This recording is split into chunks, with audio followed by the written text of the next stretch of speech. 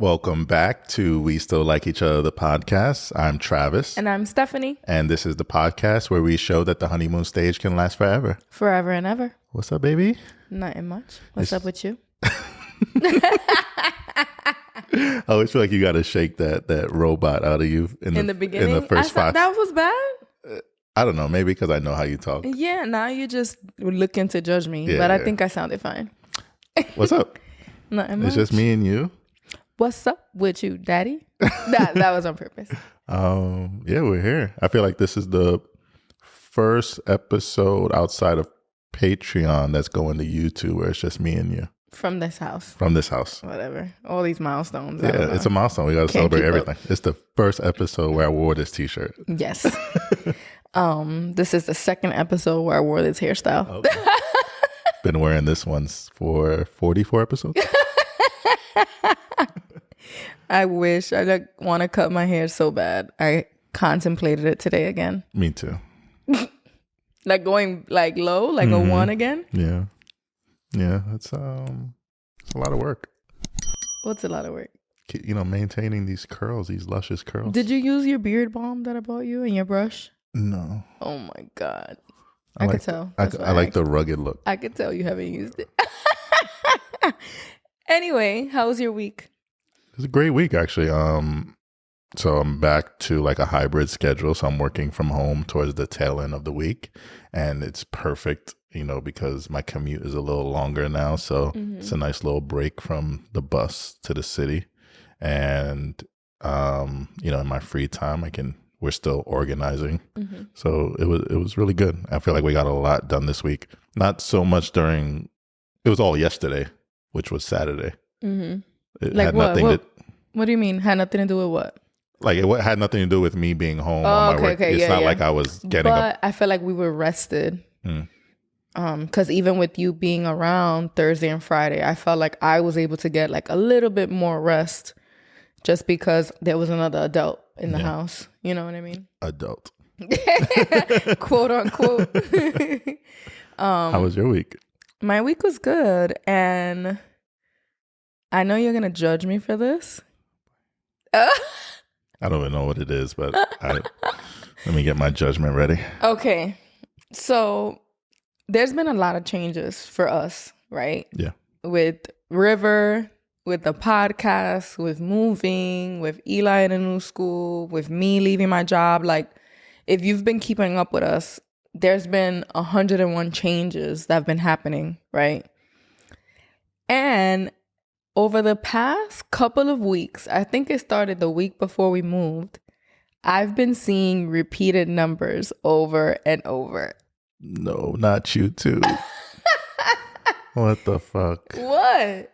Well, you want to know my zodiac sign too? No. Okay.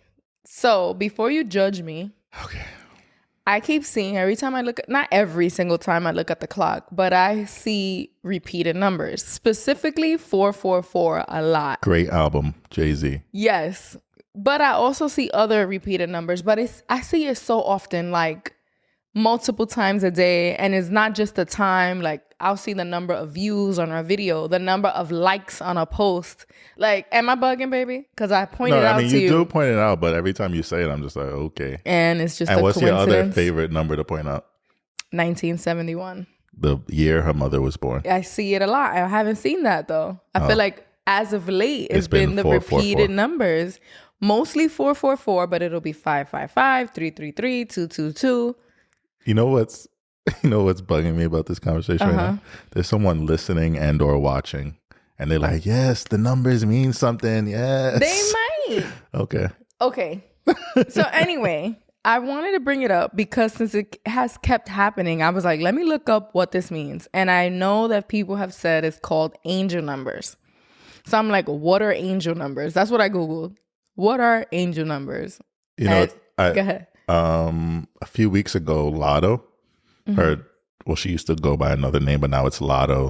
It's kind of like lottery. Okay. And she has a 777 tattoo, which I heard her say on a Breakfast Club interview that it's an angel number. Of course, I rolled my eyes, but I've heard this term before. Okay, so did I. So I Googled what are angel numbers. So angel numbers are a series of repeating digits like 111, 222, 333, and so on. But not the other. No. Not the devil number. No. If you're suddenly noticing the same series of numbers in different places, some people think this is a divine message coming from the universe, God, or whatever power you believe in. So I'm like, okay, we speak about like spirituality and like positivity and like respecting whatever people believe in as long as it's positive.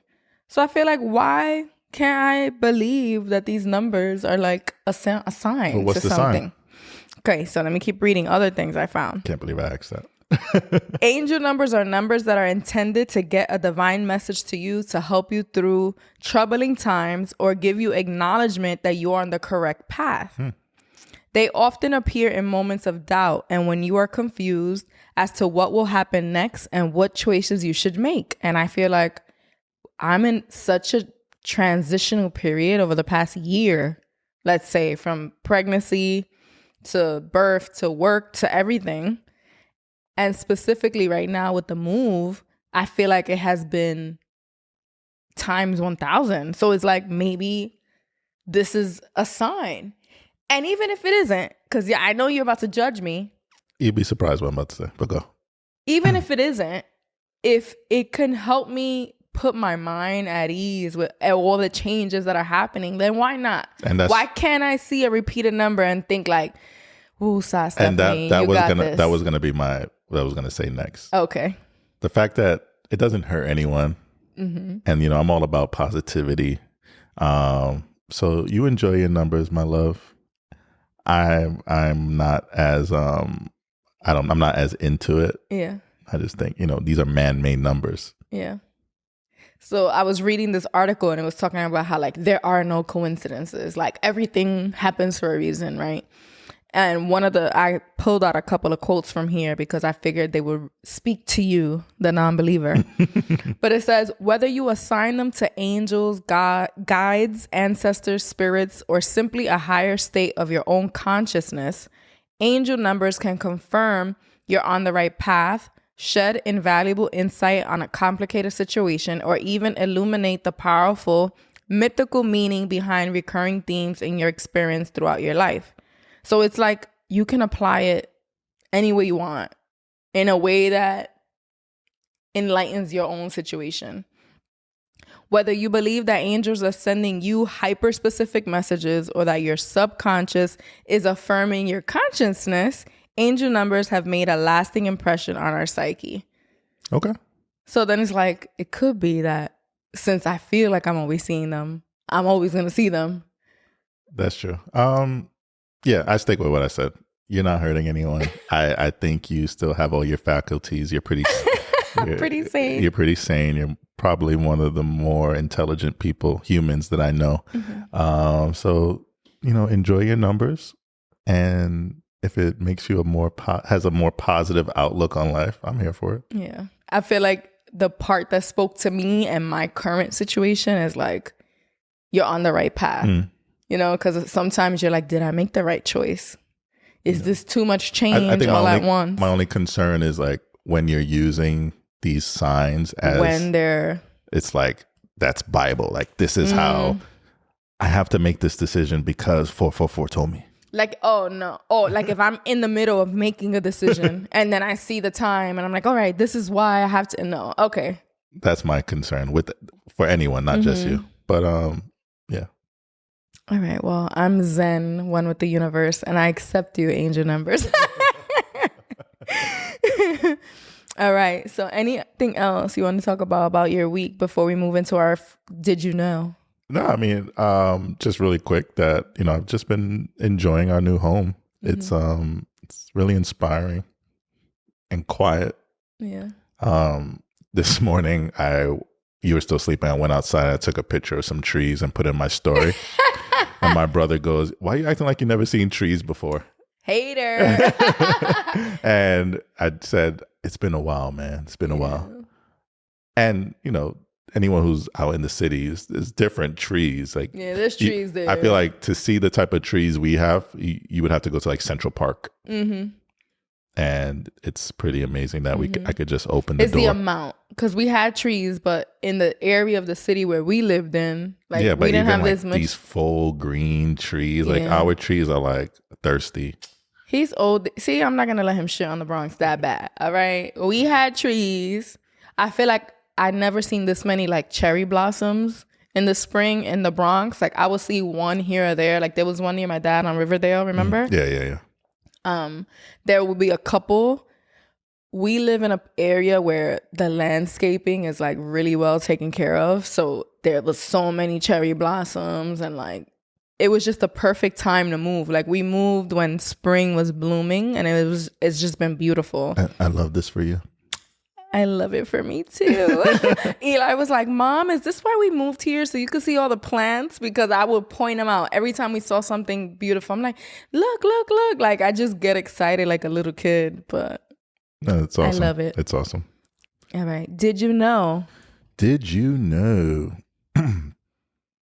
Sorry. Oh, I had it here. Someone's not ready. Got it. Okay.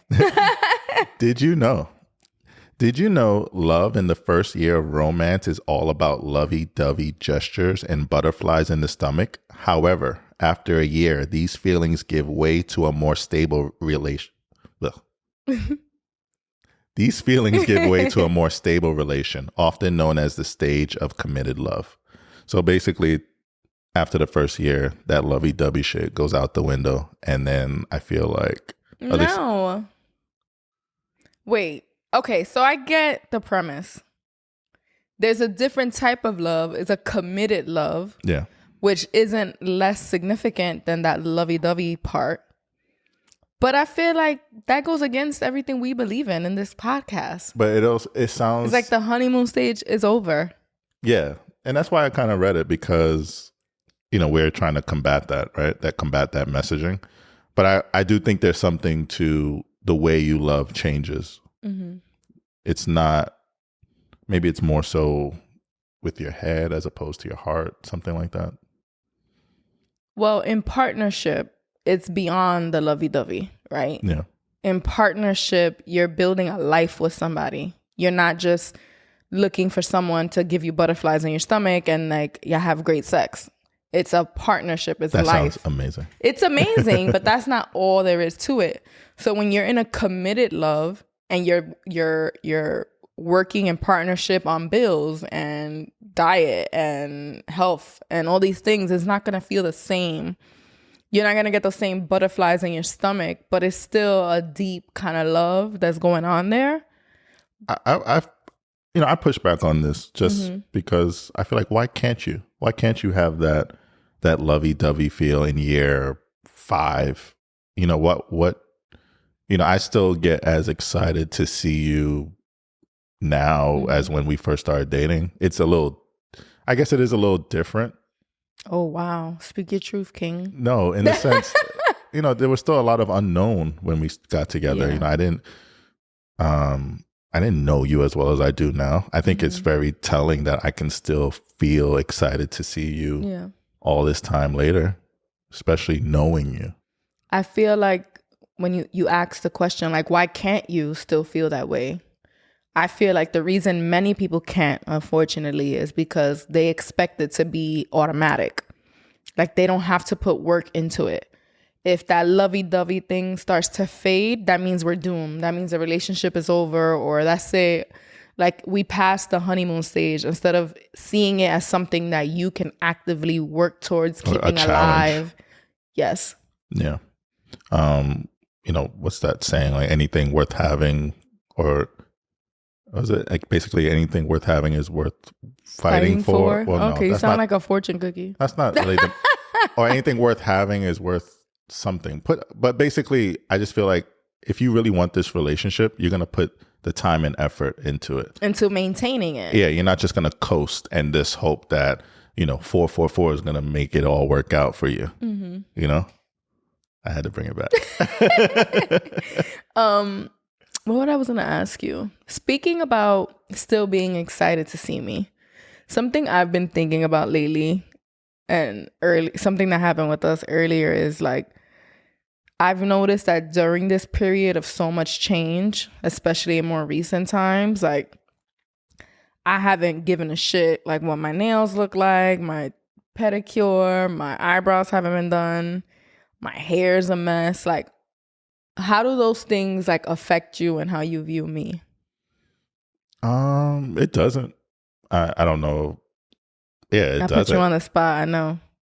I know for you, I more so focus on you, like how you feel, because I know it's important.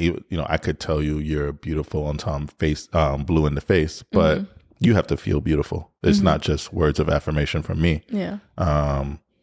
So if anything, my only concern is that you feel how I view you. Like you're beautiful, you're sexy, you're everything under the sun. And, baby. I think there's something to it that you do it effortlessly, even when your nails aren't done, even when your hair isn't done, like even when you probably aren't feeling those things, I still see them in you. So if there's, I don't know, a week where your nails aren't done or you haven't, I don't know, curled up your hair or something, I'm not like, oh, she's really letting herself go like that. Those thoughts don't run through my mind. Yeah. And I just know that when it's time to show out, like you're going to do it. And we're home. Like I'm not always at my best. I'm, whatever, just looking crusty sometimes. And I hope that there's no judgment from you. No. But I think when it's time to rise to the occasion, we both put our... Like you ain't going to work looking crusty. Yeah, we both put our best foot forward. And I think that's what's important. Now, if I'm like, hey, babe, we're going to go to this event. And then you're just like, I'm like, get ready. Like, I am ready. I'm like, fuck. Nah. Now it's time for therapy. A conversation. Yeah. I was thinking about, so I go through my phases with my hair. And it was very tangled. In the 2 weeks since we moved here, I hadn't brushed it. It was a mess. And right before washing it, I go through nearly like anxiety over it. Like I'm like, oh my God, I know it's going to take me forever to brush and comb and wash. And then I started thinking like, we've washed Eli's hair multiple times since being here. And I make sure like River's nails are cut and Eli's nails are cut. And I'm on top of those things. And when you do go to work and I'm thinking of like, what can I have accomplished around the house for when you get here? And that's me. You don't put any pressure on me for that. But in my head, I'm thinking like, when he walks in, I want him to be like, oh, like this got done, X, Y, and Z got done. But I completely neglect myself. Like I haven't brushed my hair. I haven't changed out of my pajamas probably in the whole day. Like any of that. Like I kind of put myself on the back burner. The kids are taken care of. The home is taken care of. But like I look like shit. And I'm like, I need to change that. And maybe like let the house go a tiny bit if it means prioritizing like taking care of myself. Yeah. And at the end of the day, like I want you to do what makes you feel good. Yeah. I don't want you to do anything with me in mind as far as like, oh, it's 5:30, better put some makeup on. Travis will be here soon. Like I don't want I don't want you to feel like that. I just want you to feel good with yourself. Like I know one of your goals this week is to start working out again. Like it makes me happy knowing that you're doing things for yourself, because I know how happy it makes you, and I love to see you in that light. So yeah. Do me? When? It was like a question, like, do you, boo? I was like, turn off the cameras. Or leave them on. All right, so let's get into topic number 1. So this topic was actually inspired because one of our followers on Instagram asked a question about a post that I shared. So the post that I shared read like this: things that we should not normalize. Expecting partners to be need-fulfilling, validating machines. Stop expecting your partner to fulfill your needs or validate all your emotions on an ongoing basis. They are not your parents. Our partners are not put on this planet to serve us. We want to foster collaborative relationships defined by mutuality and cooperation. Let your partner be imperfect and tolerate when needs go unfulfilled. That's a lot. Right? And I believe this. Doesn't mean I don't struggle with it, but I do believe it at its core. But the person asked, where do I draw the line between my partner isn't meant to fulfill all my needs and my partner does the bare minimum?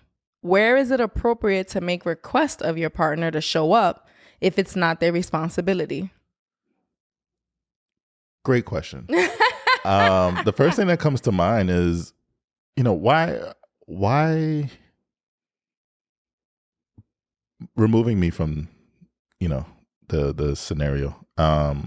Why did you get into relationships in the past?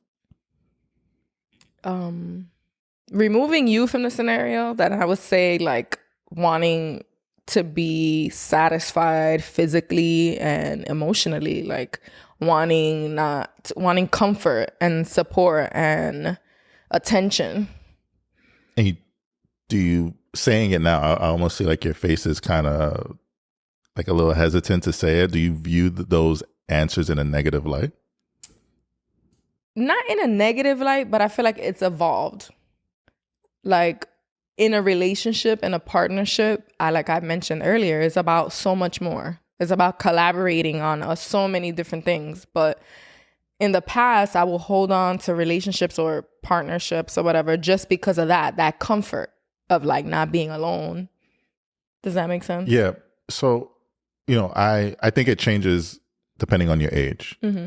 The things you should want out of a relationship at our age, in our 30s, mid 30s, mm-hmm. is a lot different than 18-year-old versions of ourselves. Mm-hmm. I'm thinking back to myself as an 18-year-old. You just wanted to be with the person that made you happy, the person that satisfied your needs, physically and emotionally. What's wrong with that? Like, it just sounds like you shouldn't be seeking that validation from your partner. So what the hell's the point of being in this relationship if this person is providing these things for me? It feels good. Why can't that be what the relationship is built on? So you're saying like we should expect. Yeah, because why else am I our needs to be met? Why else am I in this union? Like, okay. And like I said, it changes depending on your age. Like there's a lot more collaboration now in a marriage at our age. If we were dating when we were 18, our lives would be at different points. There probably wouldn't be as much need for collaboration. Because you would have your life, I'd have my life. Exactly. But I choose you because you provide a service to me. Like you provide good feelings. You provide a plethora of things. But also, it just seems like what you're reading is like, if you're with someone for those reasons, it's negative. Okay. So the reason I feel like I see what this is because I've struggled with this. Like, I feel there have been times where I had a laundry list of things that I felt like you weren't doing for me, right? But then I would sit back and think like, does he have to do that for me? Am I seeking support from him as if he were my father and not my partner? And then I would battle with this. I'm not 100% perfect. I don't have it figured out. I don't know what the balance is yet. But I would sometimes say like, am I expecting him to be my dad? Am I asking too much? Maybe I should be doing these things for myself. But then I'm like, if I could do them for myself, then why the fuck am I with you? Like, why can't I expect you to make my plate less heavy? Like, why can't I have these expectations of you? But then it's like, where's the balance? I don't think there's anything wrong with what you're saying, because, and I don't know if that makes me toxic or whatever. With what? With which part you don't think anything's wrong with it? Just, you're saying, why would I be with someone who isn't, there were things you felt that I wasn't helping you with. and you had this talk with yourself where it's like, why isn't he helping me take this weight off my plate? Mm-hmm. And we've had conversations about things. I don't think there's ever been anything that was just so extreme. I'm looking at you like you have 3 heads. Like, how could she expect me to wipe her ass when she goes to the... And obviously there's limits, Yeah, there's right? limits, yeah. But can you think of, without getting too crazy, but can you think of something that maybe you brought to me, I don't know, a year or 2 ago, or whenever this was? So something that I know that's big for me, that is a need because of childhood that I've expected of you, was to be like a motivator. Like if I started something, like let's say I started working out and then I slacked, I'm like, why didn't you push me? Why didn't you like remind me? Or like, why'd you press play on another episode of whatever Netflix show we're watching when you knew that I had a goal of working out?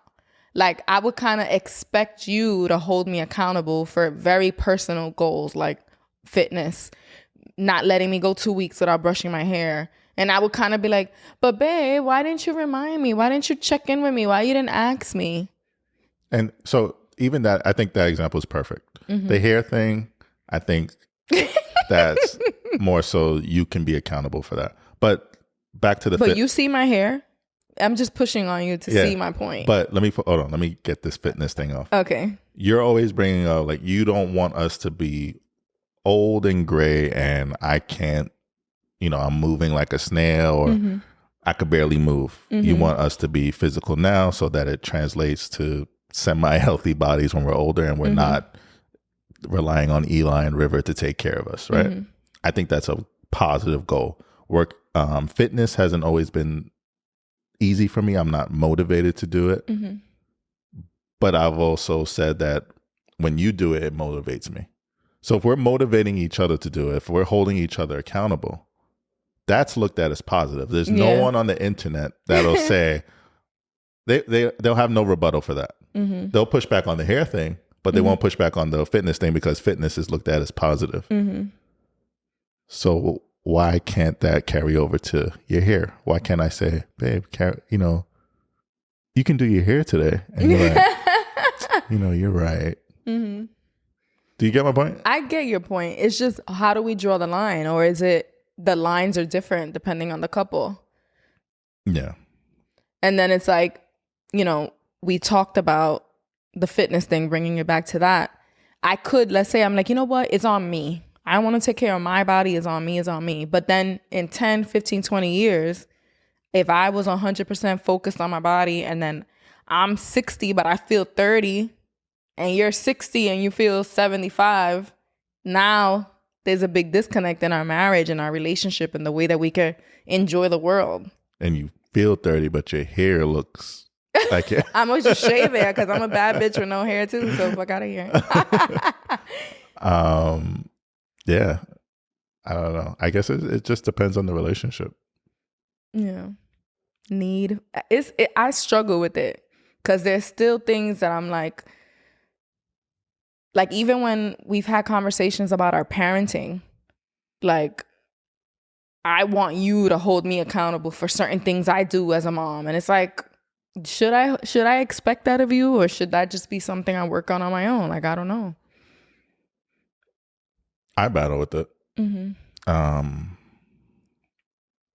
Because you know why I battle with it? It's not because, like, there's times where I see you in action and I want to say something, right?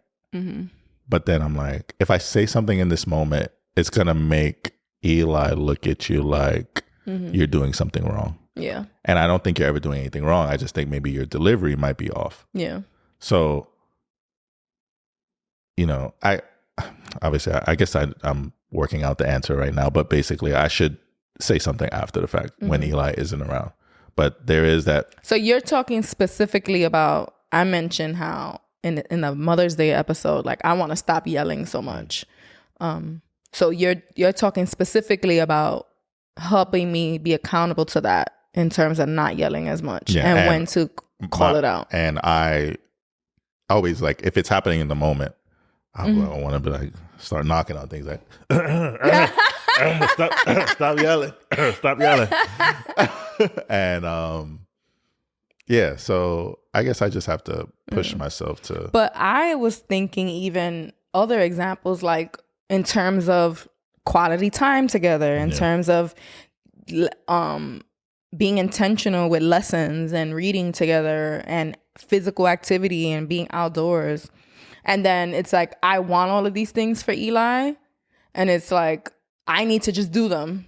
But then it's like, wait, what the fuck? We're parents together. It's a partnership. Like, I could have expectations of you, and just like battling between what's okay to expect of you, and then it's like, no, what I need to do on my own. It's complicated. There's no easy answer to this. It's tough. It's tough. Is there anything that you feel like you've expected of me that you kind of are like, oh, maybe I shouldn't expect out of her? I don't know. Maybe I'd be reaching. No, nothing comes to mind. Mm-hmm. And I think it has a lot to do with my personality. You know, there are people who expect a lot, and I'm like bare minimum guy. Like, you know, I don't need a lot to be happy. So it does like fill me with joy with the little things. I think that's what the benefit of having a personality like mine. Like I don't need much. So when you do the slightest thing, it fills me with joy. Mm-hmm.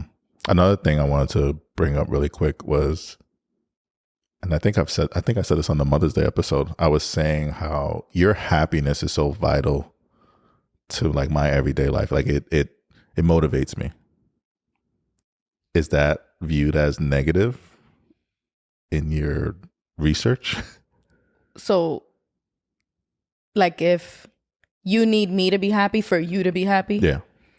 I mean, I guess technically, I don't think specifically with this topic, but there is and it's not a narrative of like, you can't depend on other people for your own happiness. And it's not like you're upset and I get upset, but it's like a weird vibe if you're not okay. But that's normal, I feel. Because it's like the elephant in the room. Yeah. Like if I'm feeling off, you're going to be like, what the fuck? But there's some people who could just be like, well, fuck you, figure it out and come see me when you're feeling normal. And I just don't have that in me. Like I can pick up on when you say something weird, I'm like, fuck, something's wrong. And I can't get comfortable at that point because, and you know me, I'm like, let's talk about it now. What's wrong? Even if it doesn't have anything to do with me, I still want to address it so you feel better, because I think it's pretty fucked up if I know, like maybe I just picked up on something, a face or something you said, a sigh, and maybe it has nothing to do with me. But I'm just like acting like everything's okay, back to watching Netflix, and you're just over there maybe either sad or angry about something. I think that's pretty fucked up. Yeah. And there's a lot of people like that. I've witnessed couples who engage in that way. Like, oh, he's in a bad mood, I'm going to just ignore him until he's better because I don't got time for it. And I guess like anything, there is a limit, right? Because, you know, what they'll say like, I ain't gonna baby you. Yeah. That's me. I would probably say some shit like that. Yeah. Fuck. What the fuck? I'm sorry, baby. What's wrong with you? Yeah, I guess being with you, I've had to learn to just be more straightforward. Like me sighing in a corner isn't gonna get anything. Yeah, because if I'm like sighing or upset, it's not a call for attention because I'm very direct. Like if I have something to say to you, I'll say it. And if I'm in my feelings in a moment and I need space, that's all it is. It's not like a ploy to get you to ask me what's wrong. Yeah, get what I'm not saying? good with that. But then if there's people who are doing it, like for you to be like, what's wrong with you? I'm like, I ain't gonna ask shit. I don't want to know. Yeah. Does that make sense? No, it does. It does. And I think your way of doing things is healthier, right? Because you're forcing people to communicate. You're forcing people to use their words. Like we have, especially between me and you, I think we even proven on this podcast that we have the vocabulary to express ourselves. So when shit comes up, use your words. Yeah. Me huffing and puffing in a corner isn't going to resolve anything. Me saying, hey, can we have a conversation about something that's bothering me is more effective than pouting in a corner. Yeah. And I think, you know, being with you has forced me to drop that childish trait. Yeah. Because I'm like, just tell me what the fuck is wrong. Because if I was relying on you to come and like comfort me, what's wrong, babe? I would fall asleep in that corner. You sure the fuck will. Sounds so mean. I don't think there's anything wrong with it, and it works for us. Yeah. I'm sure there's someone out there that's like, well, my pouting works. But yeah, not with Stephanie. No. I mean, what's wrong? And if you don't want to tell me right away, then bye. All right. Back to Bridgerton. So I guess to close out this topic, it's really hard to draw the line between that you can't fulfill my needs and you're doing the bare minimum. It's gonna depend on your partner. However, it is a partnership. It is a collaboration. So it should never ever feel like you have to do everything alone. And there are gonna be certain situations where you're expecting a lot from your partner. And I think that is okay, but that can't be your norm. Like, okay, I want you to motivate me a little bit, but then if I can't accomplish anything unless you're on my tail 24/7 for it. That's not healthy. That's not healthy. That's like me with Eli. I'm like, I got to remind him of everything. He's 8. I'm a grown adult. Like, that's different. But in a healthy relationship, sometimes one partner is going to take on a heavier load at times. And I think that that's okay. Yeah. But yeah, this is hard because I still struggle with it. Yeah. I feel like we still have no like resolution here, but, I say do what works best for you. And if you, healthy looks different depending on the relationship. Yeah. And you'll feel it. You'll know. Like I was watching this therapist on Instagram. Somebody asked her like, how bothered do you have to be to set a boundary? And she's like, there's no bothered scale. Like if you're bothered at all, set the boundary. Slightly, set the boundary. So I feel like it comes to that. Like once you start feeling like, is this too much of an expectation? Talk about it. Ask your partner. Think to yourself, like, is this something I can do for myself? Can I fill my own cup? Can my partner help me with this? Is this a pattern? Just as if you feel it, if you're like unsure, like have the discussion. Yeah. Even if it's with yourself. Like sometimes I'll have these back and forths with myself. How often are you having these back and forths? Not that often. Not, it just depends on the week, like what's going on. Okay. I know one thing I struggle with is like, we've had discussions about you doing more around the house. And when you are doing more around the house, I start to feel like, damn, the house must really be a mess that Travis is cleaning up. And then I feel guilty. I'm like, damn, if Travis is doing anything, that means I let it go. Like, what the fuck? I go, like... I think, I got to a point, and even when we were in the Bronx, that it's just, and you can speak to this, like, it's just something really good about your space being clean and organized. Mm-hmm. It's like, last night, I organized the wires behind the TV. Mm-hmm. I could have sat there for an hour just staring at how neat that the whole TV unit looks now. Oh, you can see it in my work right here. That makes me feel good. Like I want people to walk in here and and I want it to feel light. And I agree with you. So that means when I see you cleaning, I'm like, damn, then that means it didn't feel like that and he's doing the work. But it isn't only my responsibility. It's a shared responsibility. But yet, because the way we've been conditioned and then, I had to carry more of the weight earlier in our relationship, I kind of feel like... Yeah. Like if he's doing something, that means the house is a fucking mess. That's not it. That's not like it. I need to, it's my own shit. Yeah.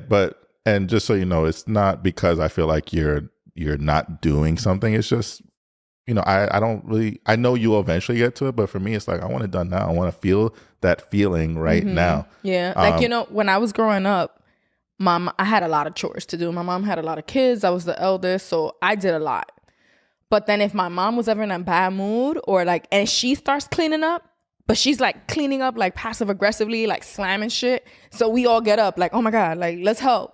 So I feel like when I see you cleaning, I'm like, oh shit, Let me get up. Let me help him. Like, I don't know how to just be like, oh, he's putting away dishes. All right. Let me keep scrolling through my phone. Like, I get a little bit of anxiety. Like, I have to join you. Yeah. Like, I can't just let you straighten up because then I feel like I'm lazy and I ain't shit. I think there's balance. Like, there's times where you can keep scrolling, and then there's times where it's like, well, I can see that this area looks crazy too. Let me back him up a little. So there's a balance, like everything. Yeah. See, when I'm cleaning up, if I need your help, I'll be like, babe, can you move this? Can you do this? You're kind of just quiet. So I'm like, does he want me to go help him? This bitch is... Okay, let's go on because we have and also y'all can relate. Woo, we're back. And I feel like we're talking so much. I want to make sure we get to it. We have and also y'all can relate. Remember, if you have any also y'all can relate, you can email us or DM us, and everything is anonymous. If you send us a story, just know that we're assuming that it's okay. We can use it. We can use it, but obviously anonymously. We won't use any names or locations or anything like that. Yes. I would like to hear some stories about relationships with your parents, because I think the Mother's Day episode got a lot of love. Relationships with your children, parenting disagreements. I would love to talk about things like that. So let's get started. So I titled this Also Y'all Can Relate. Small red flags can turn into big red flags. Bars. Which just is kind of like what we just said about how bothered do you have to be, or how, like a little red flag is a red flag. Yeah. It's not like, oh, it's kind of a red flag. Like a cute little red flag. No, they're not cute. So yeah, little things can turn into really big and dangerous things. So I'm going to get started. I'm in my early 20s and I've been with my girlfriend for a couple of years, but we were also on and off in high school. It hasn't been the healthiest relationship, and it has gotten physical in the past on her end. Big red flag right there. Physical abuse. I wanted to ask you about this because I feel like obviously physical abuse is a big red flag. But I also feel like it's because of our maturity, our age, our experience, right? Like my high school relationship got physical.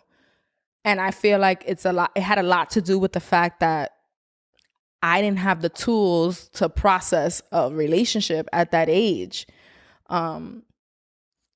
Plus my childhood, like in my head, like when you aren't getting your way, you would hit, right? Like I got hit, my siblings got hit. It was just like a way of communicating that was unhealthy, right?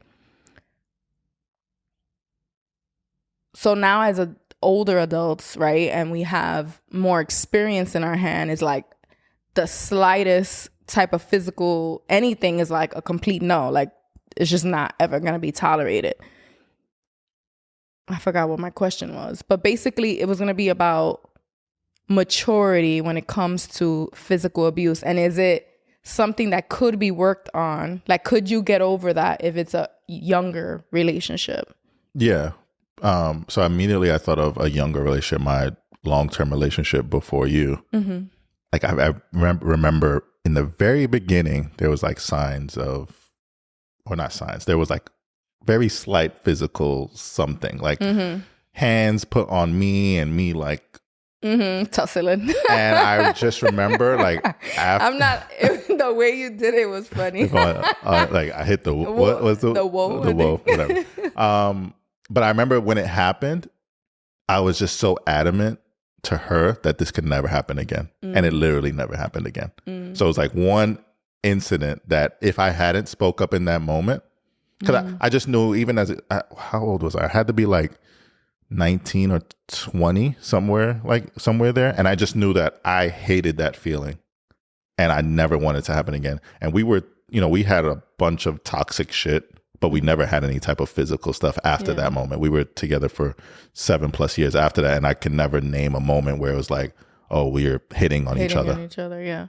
So in my high school relationship, it was like every little fight, it became that, like me smacking him up and him grabbing me. Like he never like punched me in the face, but he would just like hold me or whatever, because I didn't know how to communicate. And anytime I didn't get my way, like I was enraged, but I also used to fight a lot in middle school, like with girls. Like to me, it was like fighting was just normal. It was just normal. And then I knew since middle school that I was bisexual, right?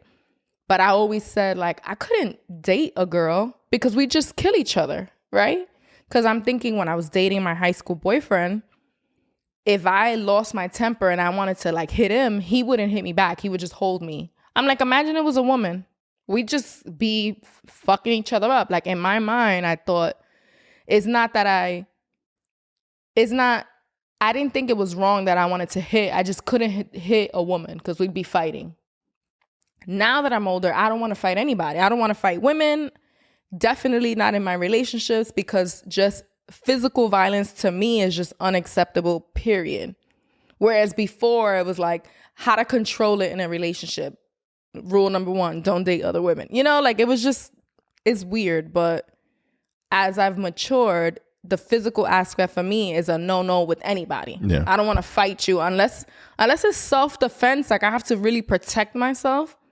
I ain't putting hands on nobody. Yeah, even within our relationship, I had to learn like even raising my voice is a no. Even like that sign of aggression is it's not something you'll accept, and it's also unnecessary. There's nothing that's gonna come from me raising my voice, let alone putting hands on you. Like, and also knowing how much you're against it. Yeah, I ask myself, is even a strong shoulder grab worth losing you over? I just look at your hand like, oh no, I might as well have like shanked you. I don't like feeling threatened at all. Like I don't like the feeling of like, shit, what would I have done had he like struck me? Or I don't even like to think about that shit. Like I don't like it. And I feel like even with me, like, is why sometimes I need a minute, because I don't want to say something.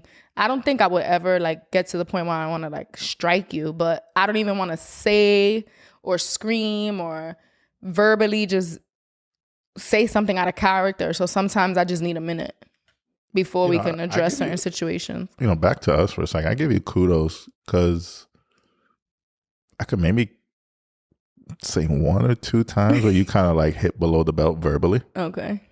But it's not, and these, I'm talking like early where I probably deserved it. Yeah.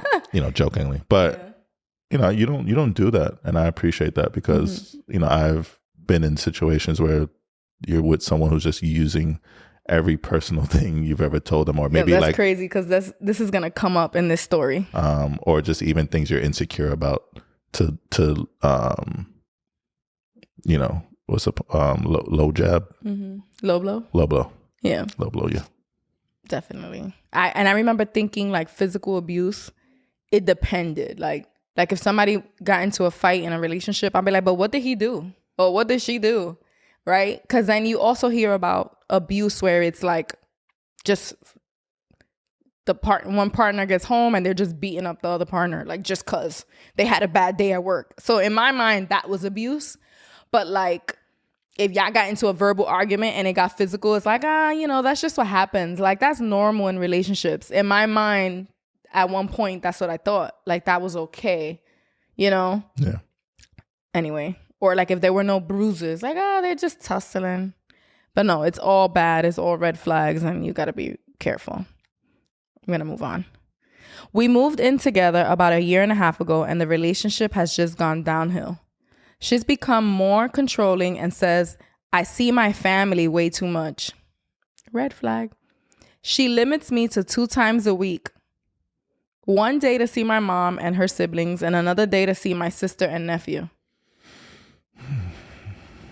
Right there is where I got scared.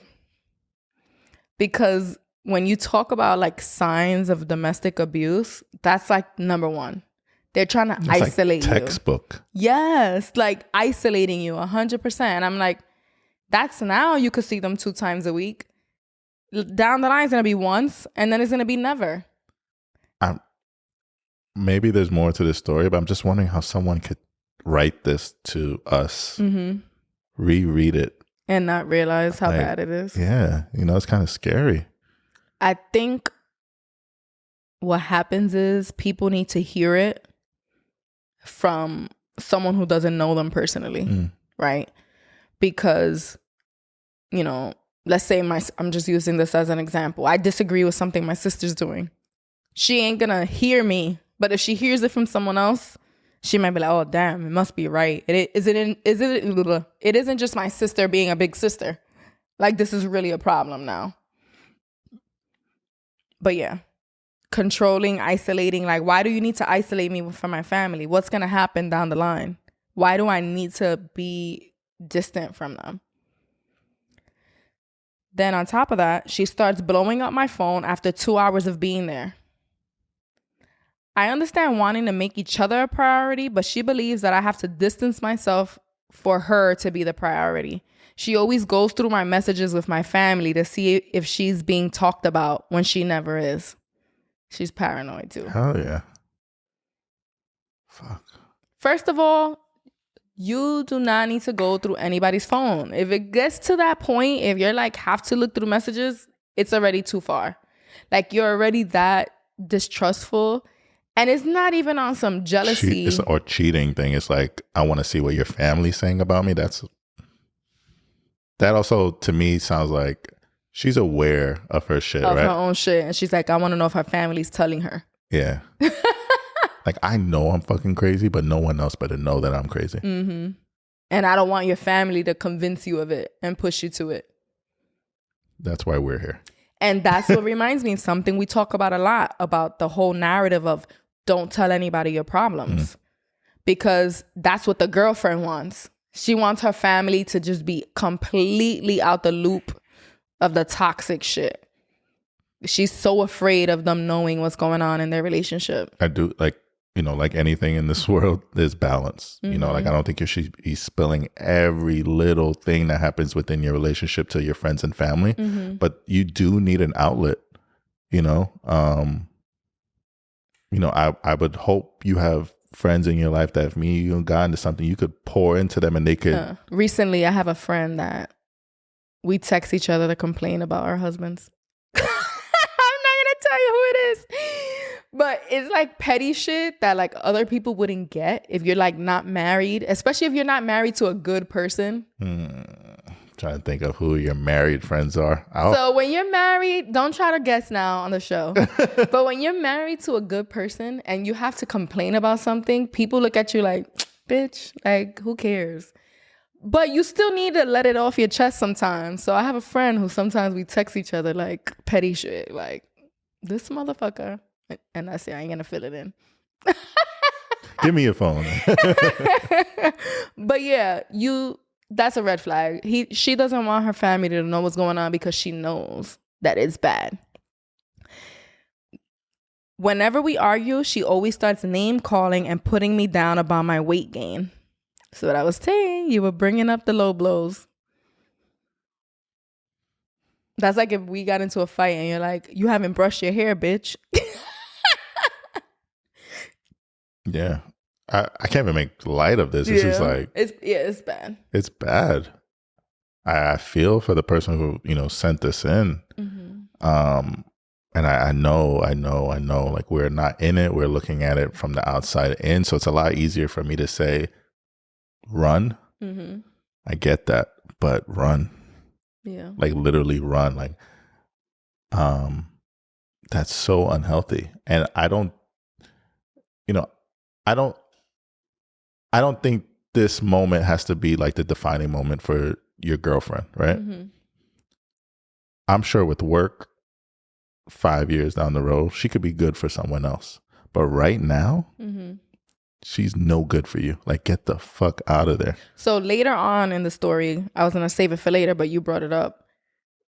She has mentioned like wanting to go to therapy. Should I give it a chance? So you say no. I say no. So, I think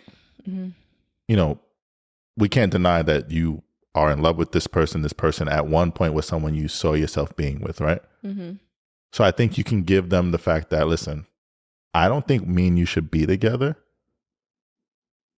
but I do think it'd be positive for your life in general, just even if you eventually do meet someone else. Like you need therapy and you need to work on this shit. And who you are right now doesn't have to be who you are forever. You can be a better person. Exactly. Like, you're redeemable. But right now with me, like I can't give you any more of my time, my space, my energy. I could see that because sometimes it's like the push she needs might be that she actually leaves her. And you said how old? Early 20s. Yeah.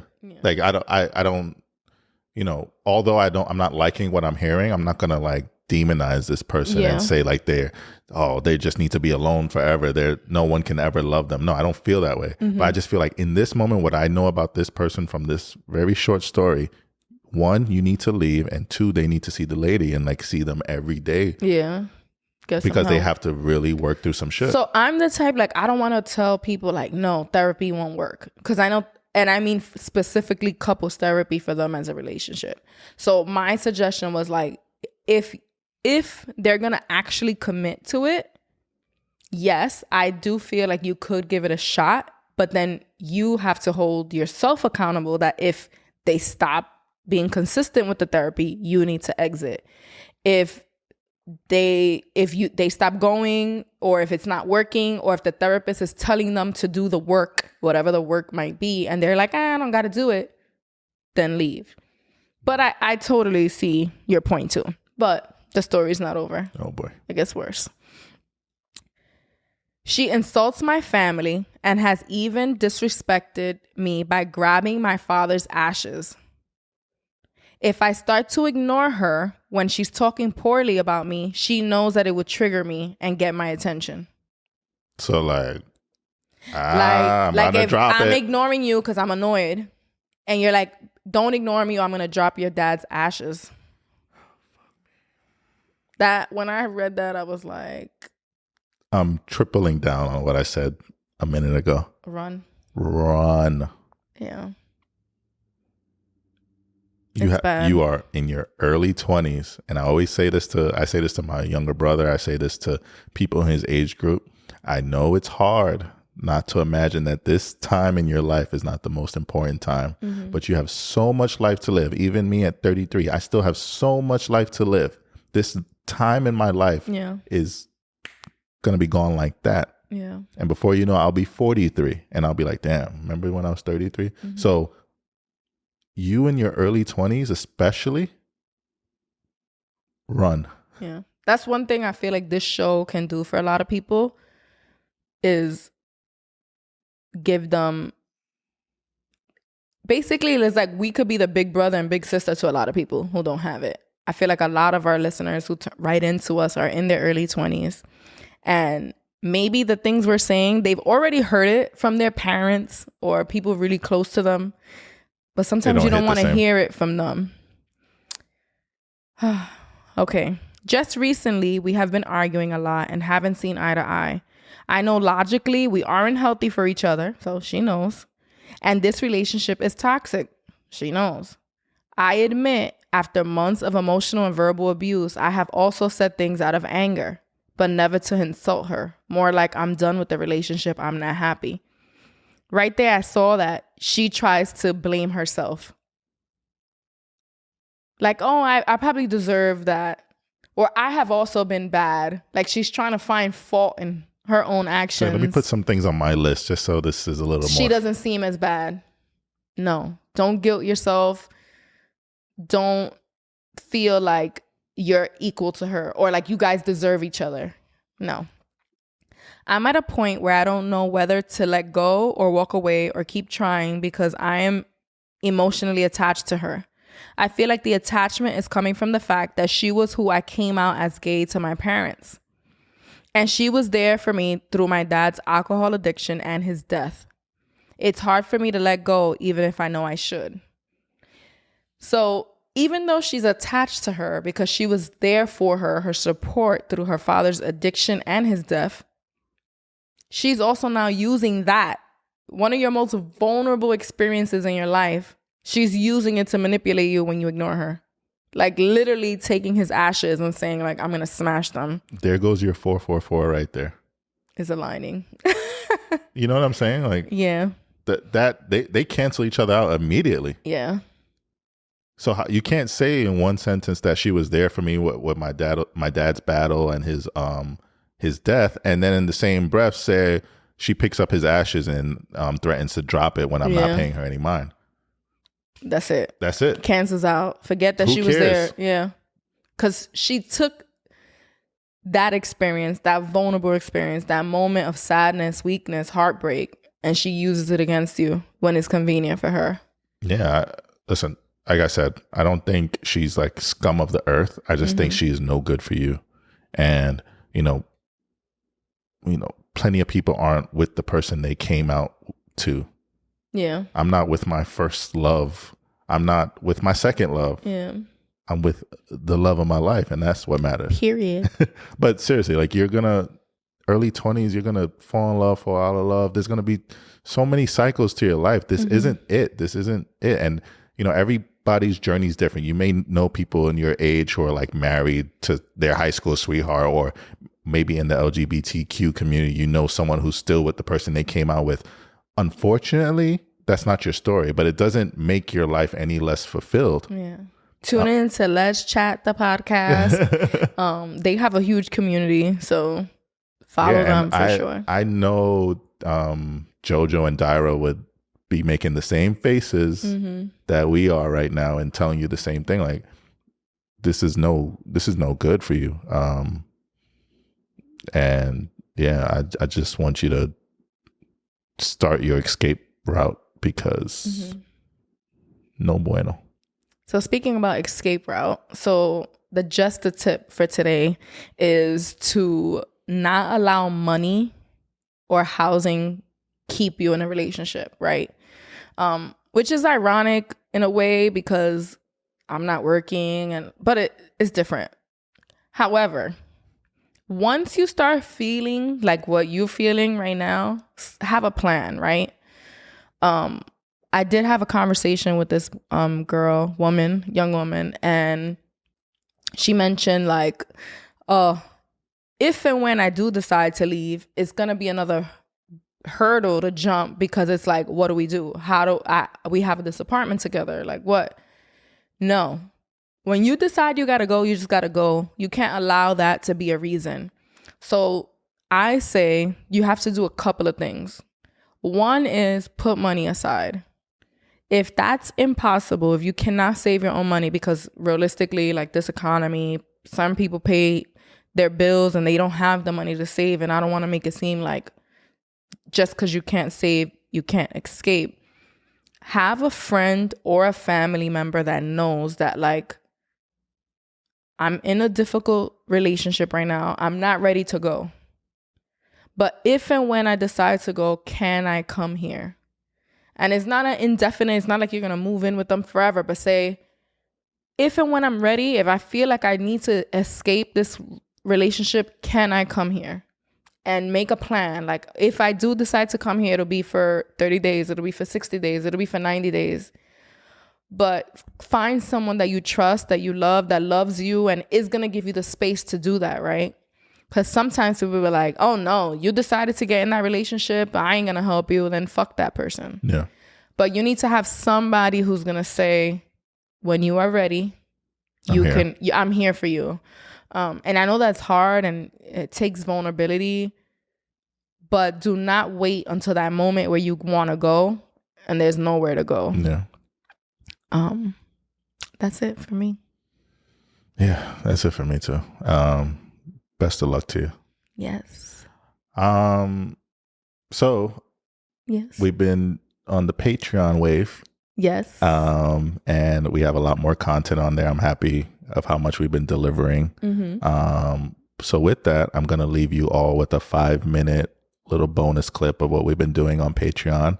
And if you're enjoying it, come check us out over there. We would love to have more of you. Yes. But my love, Daddy, do you still like me? I really, really, really, really like you.